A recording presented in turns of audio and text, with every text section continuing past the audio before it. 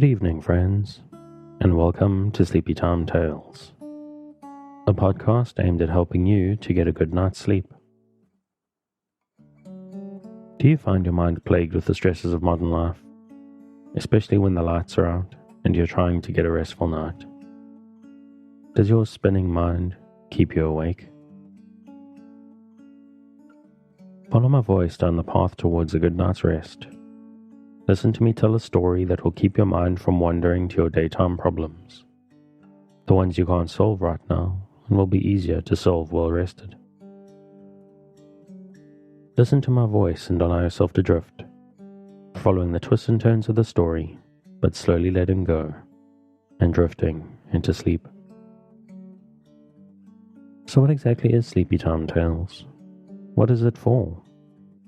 What is this strange thing, this strange idea, this podcast you're supposed to fall asleep to? But lack of sleep is a health crisis in the 21st century, and this is a podcast intended to help those that it can to get a restful night.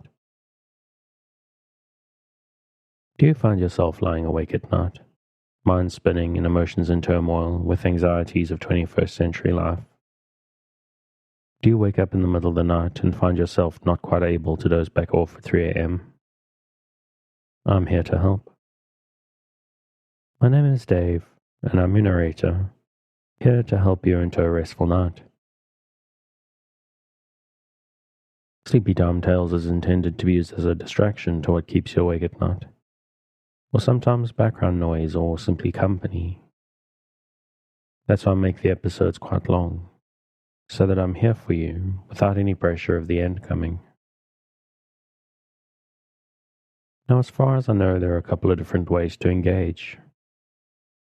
The main idea behind Sleepy Time Tales is that it gives you something to focus on, a story or an event that lets you keep your mind on a specific point, to stop it from spinning out into stress and anxieties, to help you to focus just enough not to resist the embrace of a night's sleep when it comes for you.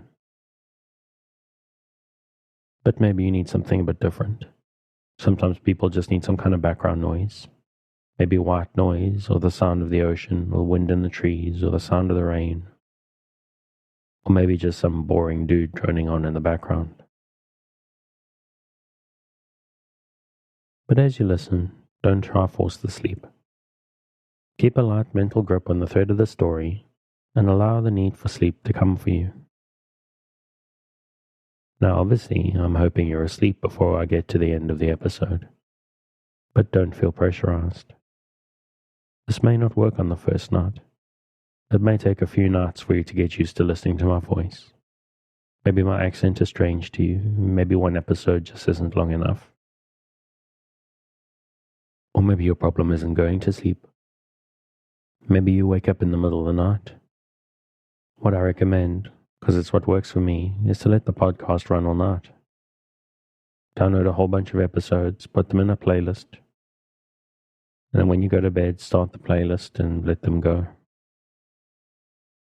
That way, if you find yourself awake at 3 a.m., you can just carry on listening and allow yourself to go straight back to sleep again. You can even do the same thing if you wake up before your alarm, 60 minutes or as little as 30 minutes. Carry on listening, allow yourself to go back to sleep again. And you may wonder what the point is, with only 30 minutes left to wake up. But I've had people actually thank me for suggesting you try this. Because there's something about relaxing completely right before the alarm that's satisfying on a whole new level.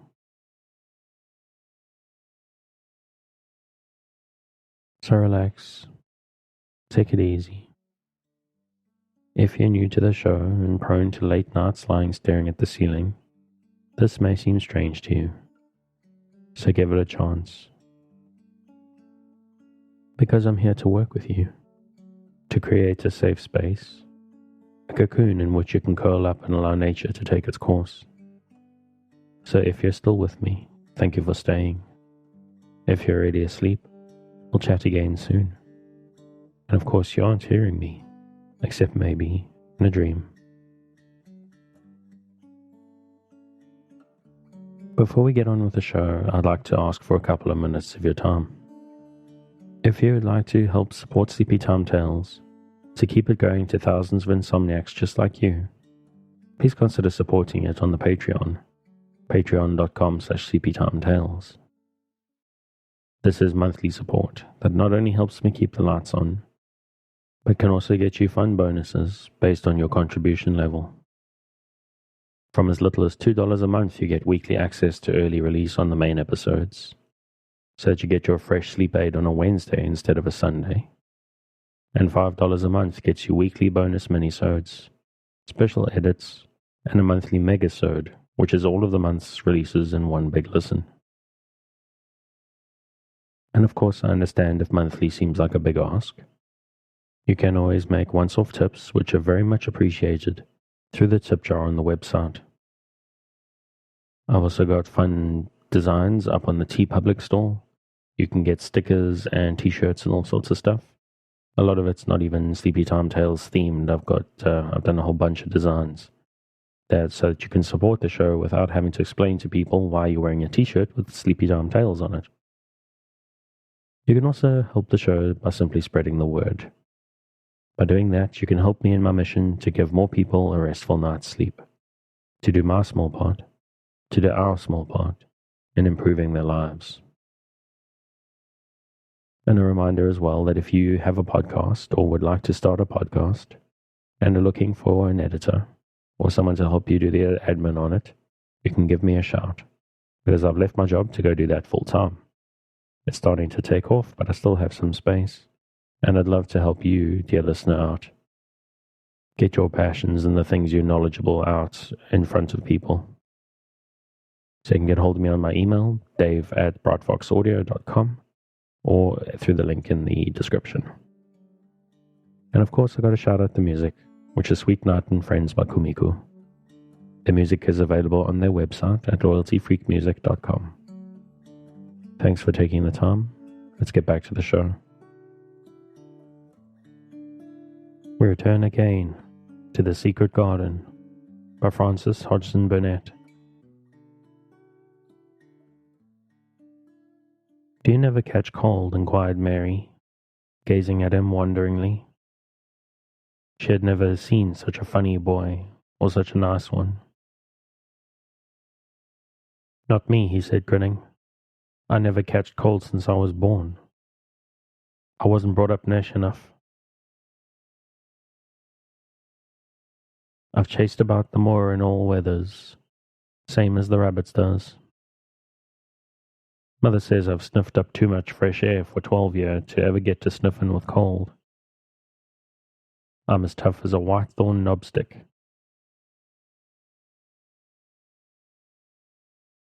He was working all the time. He was talking. And Mary was following him and helping him with her fork or the trowel. There's a lot of work to do here, he said once, looking about quite exultantly. Will you come again and help me to do it? Mary begged. I'm sure I can help too. I can dig and pull up weeds and do whatever you tell me. Oh, do come, Dickon. I'll come every day if the wants me, rain or shine, he answered stoutly. It's the best fun I ever had in my life, shutting here and waking up a garden. If you will come, said Mary, and you will help me to make it alive, I don't know what I'll do, she ended helplessly. What could you do for a boy like that? I'll tell thee what they'll do, said Dickon, with his happy grin. They'll get fat and they'll get as hungry as a young fox, and they'll learn how to talk to the robin same as I do. We'll have a lot of fun.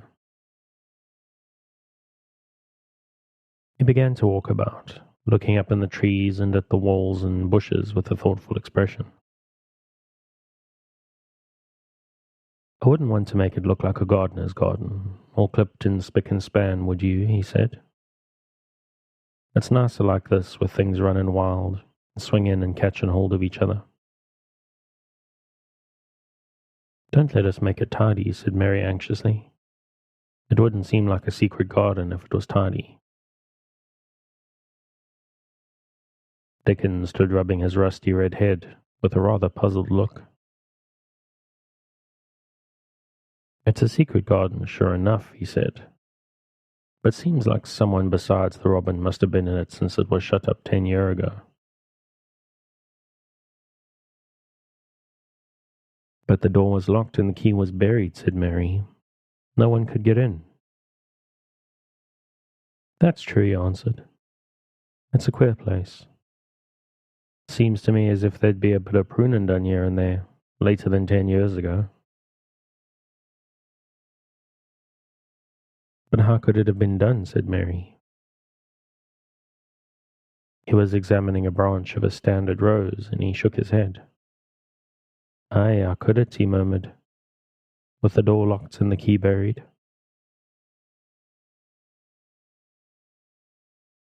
Mistress Mary always felt that however many years she lived, she should never forget that first morning when her garden began to grow.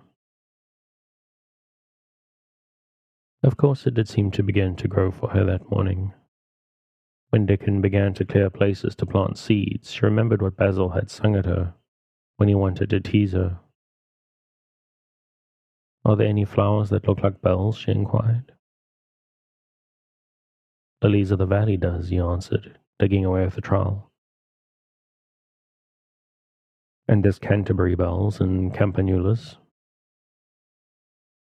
"Let's plant some," said Mary. "There's lilies of the valley here already, I saw 'em. They'll grow too close and we'll have to separate 'em, but there's plenty. The other ones take 2 years to bloom from seed, but I can bring you some bits of plants from our cottage garden. Why does the want 'em?" Then Mary told him about Basil and his brothers and sisters in India, and of how she had hated them, and of their calling her Mistress Mary quite contrary. "They used to dance round and sing at me. They sang, 'Mistress Mary quite contrary, how does your garden grow? With silver bells and cockle shells and marigolds all in a row.' I just remembered it, and it made me wonder if there were really flowers like silver bells." She frowned a little and gave her trowel a rather spiteful dig into the earth. "I wasn't as contrary as they were." But Dickon laughed. "Hey," he said. As he crumbled the rich black soil, she saw he was sniffing up the scent of it. "There doesn't seem to be no need for no one to be contrary when there's flowers and such like, and such loads of friendly wild things running about, making homes for themselves, or building nests and singing and whistling, does there?" Mary, kneeling by him holding the seeds, looked at him and stopped frowning. "Dickon," she said, "you are as nice as Martha said you were. I like you, and you make the 5th person. I never thought I should like 5 people." Dickon sat up on his heels as Martha did when she was polishing the grate. He did look funny and delightful, Mary thought, with his round blue eyes and red cheeks and happy-looking turned-up nose. "Only 5 folks as thou likes," he said. "Who the other 4? "Your mother and Martha," Mary checked them off on her fingers, "and the robin, and Ben Weatherstaff." Dickon laughed so he was obliged to stifle the sound by putting his arm over his mouth. "I know thou thinks I'm a queer lad," he said, "but I think thou art the queerest little lass I ever saw."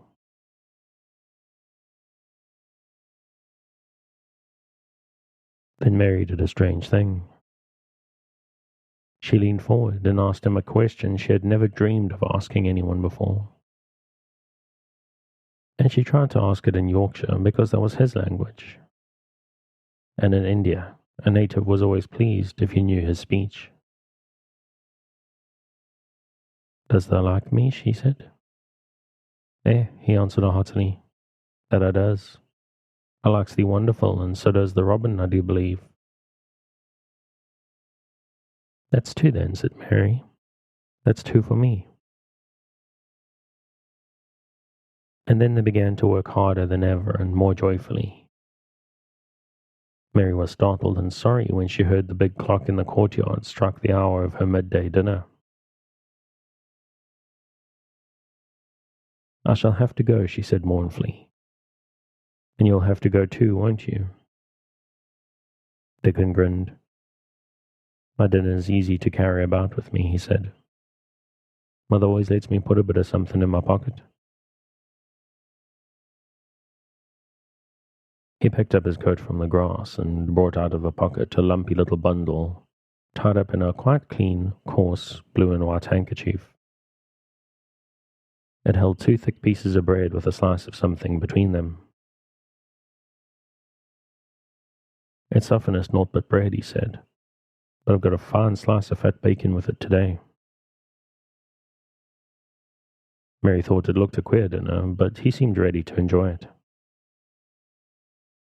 "Run on and get thy victuals," he said. "I'll be done with mine first. I'll get some more work done before I start back home." He sat down with his back against a tree. "I'll call the robin up," he said. "Give him a bit of the rind of the bacon to pick at. They likes a bit of fat wonderful." Mary could scarcely bear to leave him.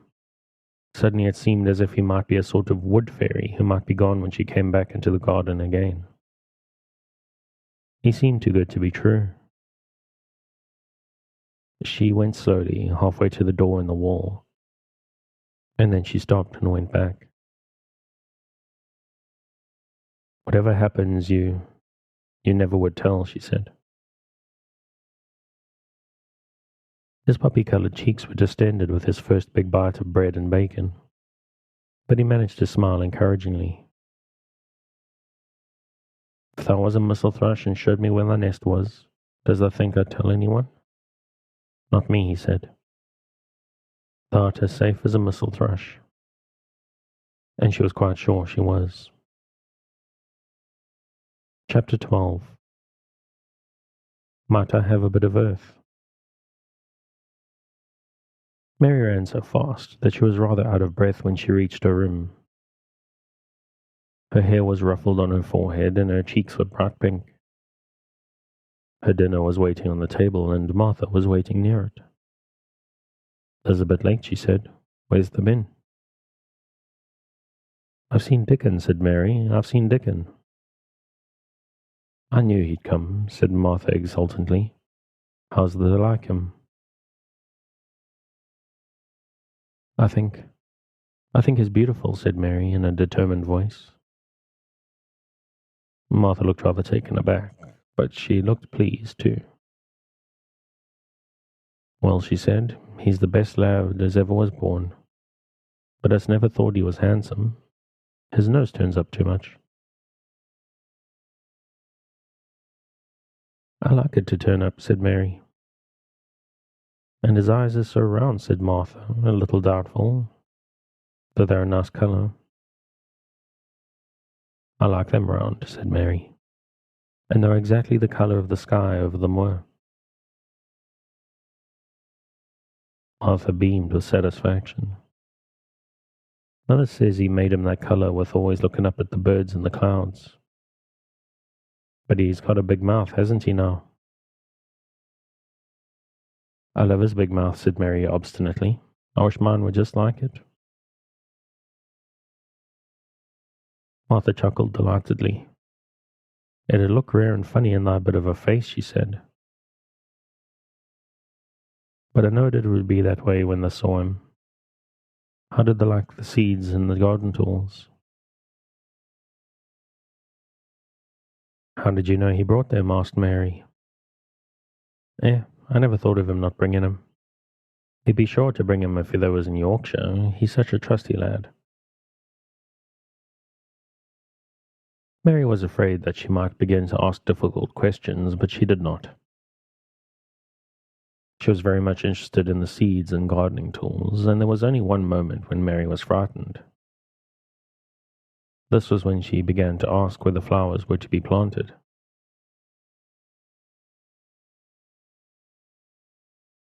Who'd they ask about it? She inquired. I haven't asked anybody yet, said Mary, hesitating.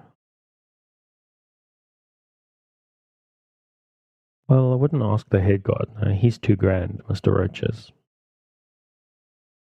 I've never seen him, said Mary. I've only seen the under gardeners and Ben Weatherstaff.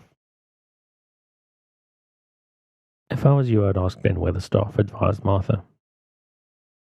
He's not half as bad as he looks, for all he's so crabbed. Mr. Craven lets him do what he likes, because he was here when Mrs. Craven was alive, and he used to make her laugh. She liked him. Perhaps he'll find you a corner somewhere out of the way.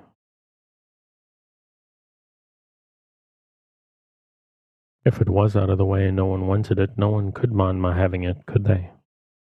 Mary said anxiously. There wouldn't be no reason, answered Martha. You wouldn't do no harm. Mary ate her dinner as quickly as she could, and when she rose from the table, she was going to run to her room to put on her hat again, but Martha stopped her. I've got something to tell you, she said. I thought I'd let you eat your dinner first. Mr. Craven came back this morning, and I think he wants to see you. Oh, she said. Why? Why? He didn't want to see me when I came. I heard Betcha say he didn't. Well, explained Martha. Mrs. Medlock says it's because of Mother. She was walking to Thwaite Village and she met him.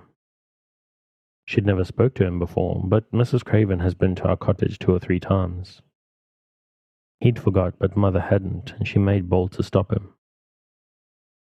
I don't know what she said to him about you, but she said something as put him in the mind to see you before he goes away again tomorrow. Oh, cried Mary, is he going away tomorrow? I'm so glad. He's going for a long time. He mayn't come back till autumn or winter. He's going to travel in foreign places. He's always doing it. Oh, I'm so glad, said Mary thankfully. If he did not come back until winter, or even autumn, there would be time to watch the secret garden come alive. Even if he found out then and took it away from her, she would have had that much at least. When do you think he'll want to see? She did not finish the sentence because the door opened and Mrs. Medlock walked in. She had on her best black dress and cap, and her collar was fastened with a large brooch with a picture of a man's face on it. It was a coloured photograph of Mr. Medlock who had died years ago, and she always wore it when she was dressed up. She looked nervous and excited. Your hair's rough, she said quickly. Go and brush it. Martha, help her to slip on her best dress. Mr. Craven sent me to bring her to him in his study. All the pink left Mary's cheeks. Her heart began to thump, and she felt herself changing into a stiff, plain, silent child again. She did not even answer Mrs. Medlock, but turned and walked into her bedroom, followed by Martha.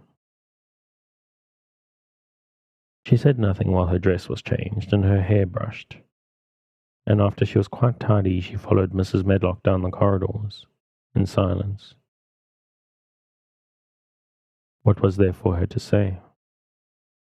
She was obliged to go see Mr. Craven, and he would not like her, and she would not like him. She knew what he would think of her. She was taken to a part of the house she had not been into before. At last Mrs. Medlock knocked at a door, and when someone said, "Come in," they entered the room together. A man was sitting in an armchair before the fire, and Mrs. Medlock spoke to him. "This is Miss Mary, sir," she said. "You can go and leave her here. I will ring for you when I want you to take her away," said Mr. Craven. When she went out and closed the door, Mary could only stand waiting. A plain little thing, twisting her thin hands together. She could see that the man in the chair was not so much a hunchback as a man with high, rather crooked shoulders, and he had black hair streaked with white. He turned his head over his high shoulders and spoke to her. "Come here," he said. Mary went to him. He was not ugly.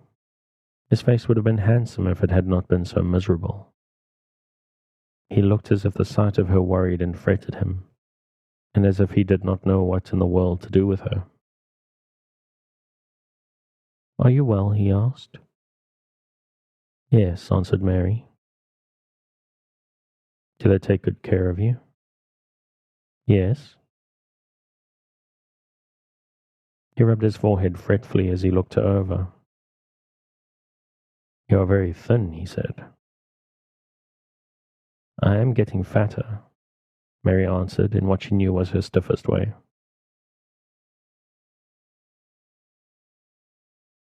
What an unhappy face he had. His black eyes seemed as if they scarcely saw her, as if they were seeing something else, and he could hardly keep his thoughts upon her. "I forgot you," he said. "How could I remember you? I intended to send you a governess or a nurse or someone of that sort, but I forgot." "Please," began Mary. "Please." And then the lump in her throat choked her. "What do you want to say?" he inquired. I'm too big for a nurse," said Mary. "And please don't make me have a governess yet." He rubbed his forehead again and stared at her. "That was what the Sowerby woman said," he muttered absent-mindedly. Then Mary gathered a scrap of courage. Is she Martha's mother?" she stammered. "Yes, I think so," he replied. "She knows about children," said Mary. "She has 12. She knows." He seemed to rouse himself. "What do you want to do?" "I want to play out of doors," Mary answered, hoping that her voice did not tremble. "I never liked it in India. It makes me hungry here and I'm getting fatter." He was watching her. "Mrs. Sowerby said it would do you good. Perhaps it will," he said. "She thought you'd better get stronger before you had a governess." "It makes me feel strong when I play and the wind comes over the moor," argued Mary. "Where do you play?" he asked next. "Everywhere," gasped Mary. "Martha's mother sent me a skipping rope. I skip and run, and I look about to see if things are beginning to stick up out of the earth. I don't do any harm." "Don't look so frightened," he said in a worried voice. "You could not do any harm, a child like you. You may do what you like." Mary put her hand up to her throat, because she was afraid he might see the excited lump which she felt jump into it. She came a step nearer to him. "May I?" she said tremulously. Her anxious little face seemed to worry him more than ever. "Don't look so frightened," he exclaimed. "Of course you may. I'm your guardian, though I'm a poor one for any child. I cannot give you time or attention. I'm too ill and wretched and distracted, but I wish you to be happy and comfortable."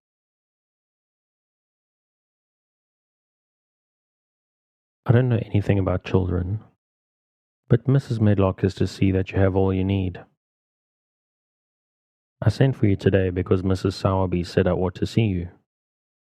Her daughter had talked about you. She thought you needed fresh air and freedom and running about. She knows all about children," Mary said again, in spite of herself. She ought to, said Mr. Craven. I thought her rather bold to stop me on the moor, but she said Mrs. Craven had been kind to her. It seemed hard for him to speak his dead wife's name. She's a respectable woman. Now I have seen you, I think she said sensible things. Play out of doors as much as you like. It's a big place, and you may go where you like and amuse yourself as you like. Is there anything you want? As if a sudden thought had struck him. Do you want toys, books, dolls? In her eagerness, she did not realize how queer her words would sound, and that they were not the ones she had meant to say. Mr. Craven looked quite startled. Earth, he repeated. What do you mean? To plant seeds in, to make things grow, to see them come alive, Mary faltered. He gazed at her a moment and then passed his hand quickly over his eyes. Do you care about gardens so much? He said slowly. I didn't know about them in India, said Mary. I was always ill and tired, and it was too hot. I sometimes made little beds in the sand and stuck flowers in them, but here is different. Mr. Craven got up and began to walk slowly across the room. A bit of earth, he said to himself, and Mary thought that somehow she must have reminded him of something. When he stopped and spoke to her, his dark eyes looked almost soft and kind. You can have as much earth as you want, he said. You remind me of someone else who loved the earth and things that grow. When you see a bit of earth you want, with something like a smile, take it, child, and make it come alive.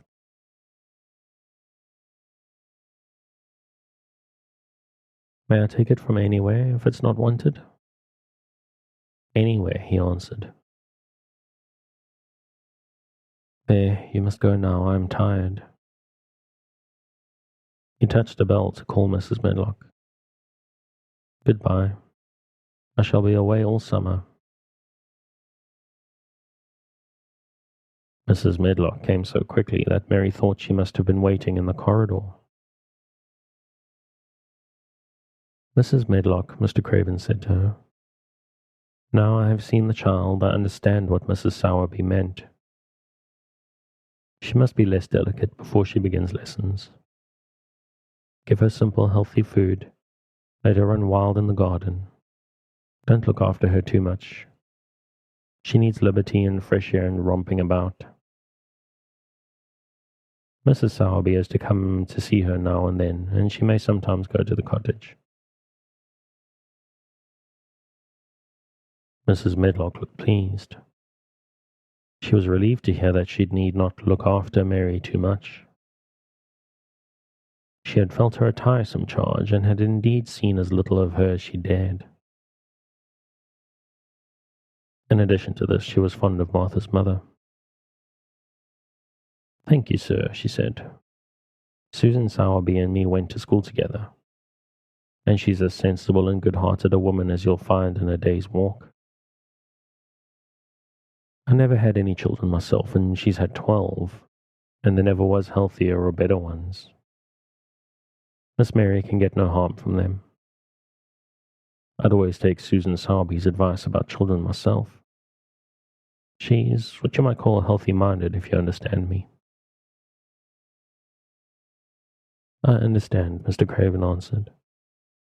Take Miss Mary away now and send Pitcher to me.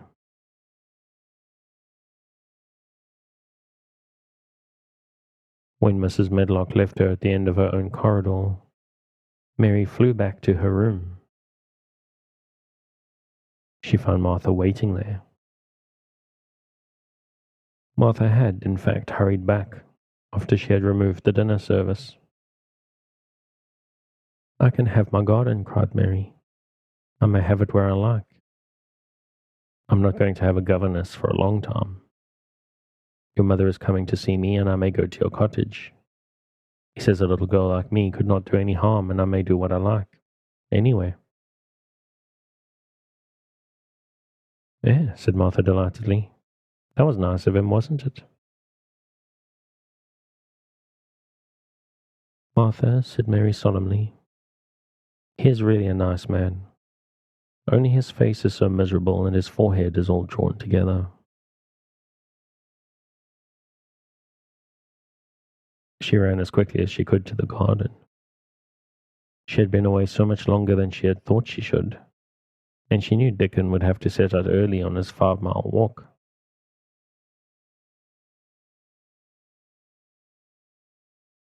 When she slipped through the door under the ivy, she saw he was not working where she had left him. The gardening tools were laid together under a tree.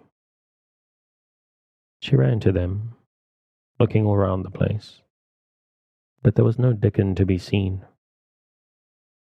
He had gone away and the secret garden was empty, except for the robin who had just flown across the wall and sat on a standard rose bush watching her. He's gone, she said woefully. Oh, was he only a wood fairy? Something white fastened to the standard rosebush caught her eye. It was a piece of paper, in fact. It was the piece of paper she had printed for Martha to send to Dickon. It was fastened on the bush with a long thorn, and in a minute she knew Dickon had left it there. There were some roughly printed letters on it and a sort of picture. At first she could not tell what it was. Then she saw it was meant for a nest with a bird sitting on it. Underneath were the printed letters, and they said, I will come back.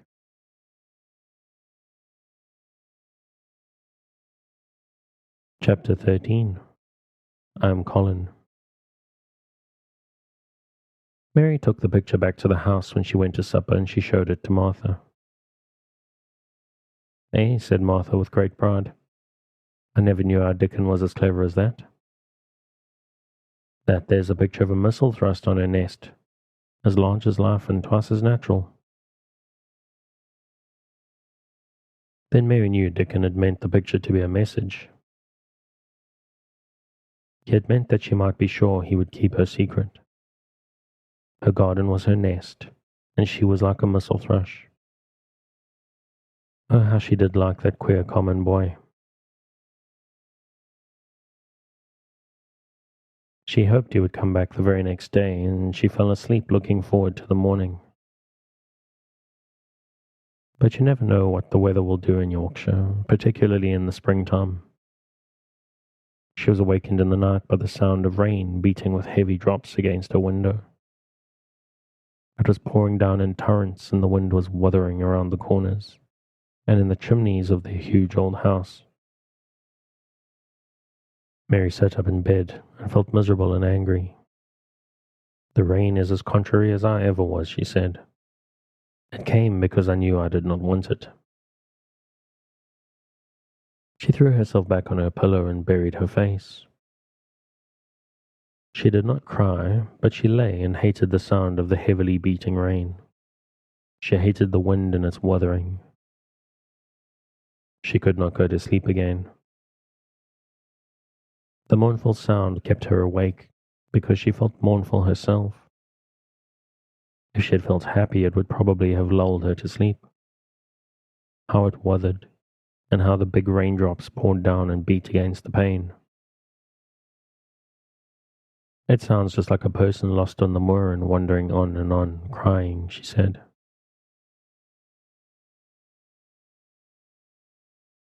She had been lying awake, turning from side to side for about an hour, when suddenly something made her sit up in bed and turn her head toward the door, listening. She listened and listened. It isn't the wind now, she said in a loud whisper. That isn't the wind. It is different. It is that crying I heard before. The door of her room was ajar, and the sound came down the corridor.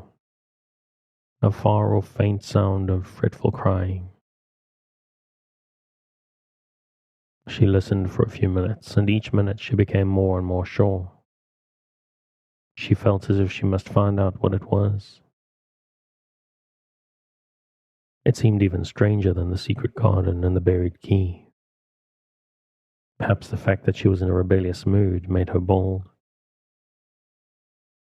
She put her foot out of bed and stood on the floor. "I'm going to find out what it is," she said.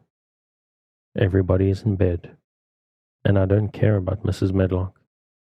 I don't care." There was a candle by her bedside, and she took it up and went softly out of the room. The corridor looked very long and dark, but she was too excited to mind that.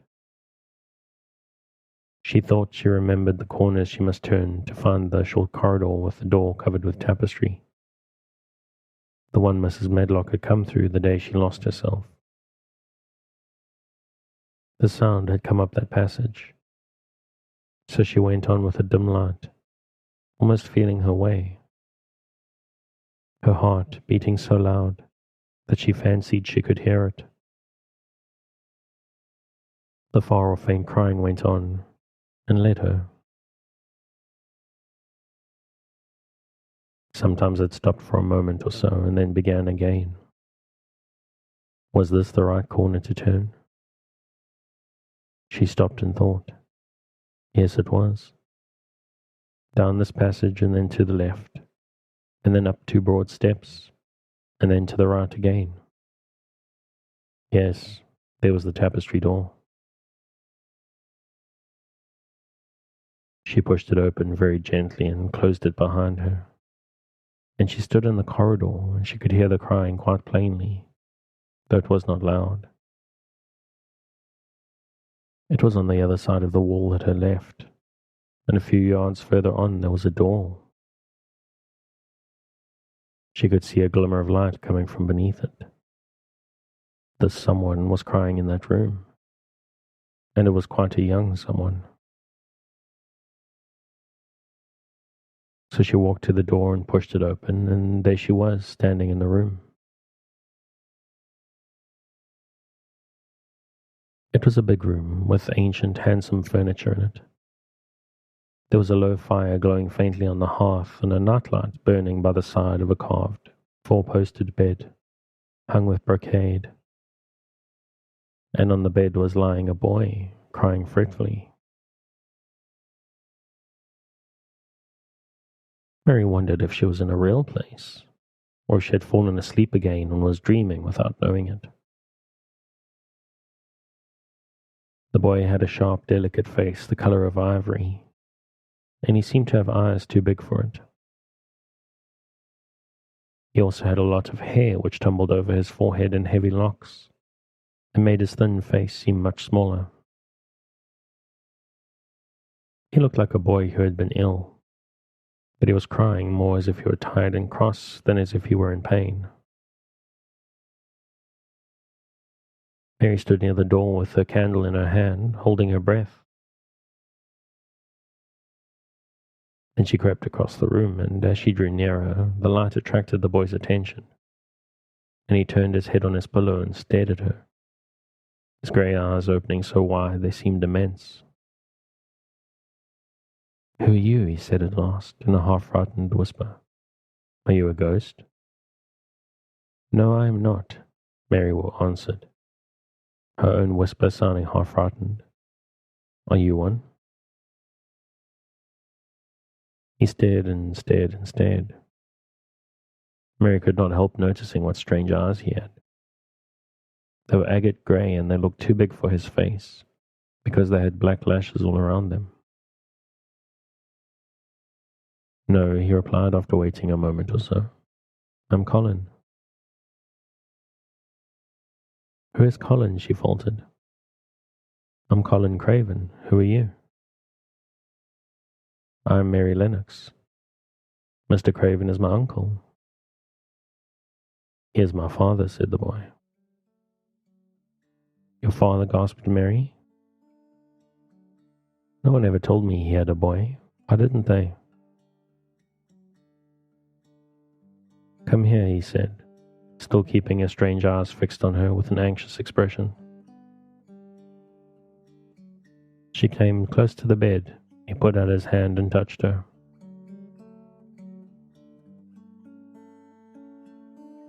And I think I'm going to leave it there on that bombshell.